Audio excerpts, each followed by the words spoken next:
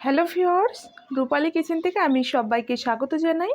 আবারও আপনাদের সামনে হাজির হয়েছি দারুণ স্বাদের একটি নাস্তা রেসিপি নিয়ে।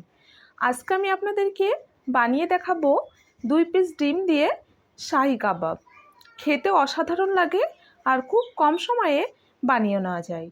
চলুন তাহলে আজকের এই শাহি কাবাব রেসিপিটি শুরু করা যাক। তো এটা বানিয়ে নেওয়ার জন্য এখানে একটা বড় সাইজের আলু আমি সিদ্ধ করে নিয়েছি আর 2 পিস নিয়ে নিয়েছি ডিম সিদ্ধ। এখানে কাঁচা লঙ্কা কুচি, পেঁয়াজ কুচি, আদা রসুনের পেস্ট আর নিয়েছি চিলি ফ্লেক্স। আর এখানে বেশ ধনিয়া পাতা কুচি অনেকটাই নিয়ে নিয়েছি। এখানে এবার আমি ডিমটা এভাবে একটা গ্রেটার দিয়ে গ্রেট করে নেব। আপনারা চাইলে ডিম আলুর পরিমাণটা আরও বাড়িয়ে দিতে পারেন। আর নিয়ে নিয়েছি এখানে আমি হাফ কাপ বেসন। এটা আমি হালকা করে একটু ভেজে নেব, তাহলে কিন্তু এর ফ্লেভারটা অনেকটা ভালো আসবে। তো এটা আমার ভাজা হয়ে গেছে হালকা করে। আর এখানে আমি আলুটা ডিমটা গ্রেট করে নিয়েছি, দিয়ে দিলাম ধনিয়া পাতা কুচি। একই সঙ্গে আমি দিয়ে দিচ্ছি চিলি ফ্লেক্স, কাঁচা লঙ্কা কুচি, পেঁয়াজ কুচি, আদা রসুনের পেস্ট। এটা আমি একই সঙ্গে দিয়ে দেব। চিলি ফ্লেক্সটা আমি ঘরে বানিয়ে নিয়েছি। এখানে দিয়ে দিলাম হাফ চামচ কাশ্মীরি লঙ্কা, এখানে হাফ চামচ হলুদের গুঁড়ো আর দিয়ে দিচ্ছি হিং। একই সঙ্গে আমি দিয়ে দিলাম জিরার পাউডার আর দিয়ে দিচ্ছি একটু লবণ। আমচুর পাউডার থাকলে সেটাও অ্যাড করে দিতে পারেন। এবার আমি অল্প অল্প বেসন দিয়ে এটা ভালো করে মেখে নেব। তো যদি দেখেন যে এটা বেশি নরম হয়ে গেছে তাহলে বেসনটা আরও পরিমাণে বাড়িয়ে দিতে পারেন। এবার এটা ভালো করে হাত দিয়ে মেখে নিতে হবে।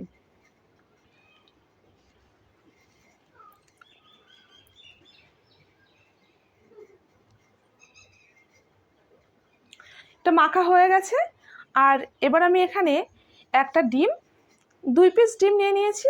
এটা আমি এইভাবে মিক্সড করে নেব।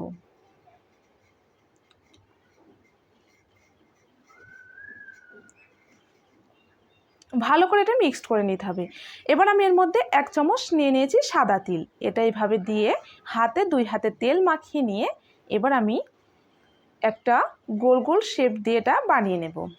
তো আপনারা চাইলে অন্যরকম শেপ দিয়ে এটা বানিয়ে নিতে পারেন, বাট এটা গোল শেপ দিয়ে বানিয়ে নিলে একটু দেখতে বেশি ভালো লাগে।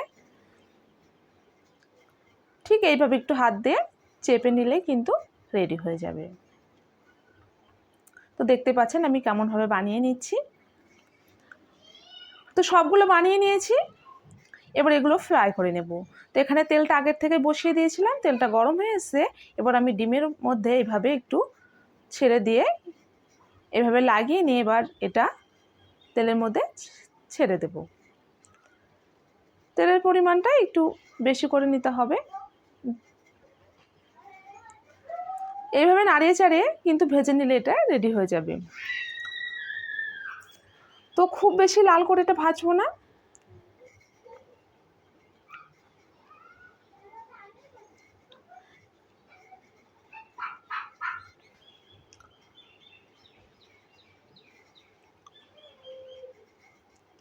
একটু নাড়িয়ে চাড়িয়ে এইভাবে একটু ভেজে নিলে কিন্তু এটা রেডি হয়ে যাবে। আর কতটা ফুলে গেছে সেটা তো দেখেই বুঝতে পারছেন। তো এটা আমার ভেজে নেওয়া হয়ে গেছে। আর এটা এর থেকে বেশি ভাজলে কিন্তু খেতে অতটা ভালো লাগবে না, যেহেতু এটা ডিম দেওয়া আছে। তো ঠিক এইভাবে কিন্তু সবগুলো ভেজে নিতে হবে। আর কতটা পরিমাণে ফুলে গেছে সেটা দেখে নিশ্চয়ই বুঝতে পারছেন। তো সেম প্রসেসে বাকিগুলো এইভাবে ভেজে নেব।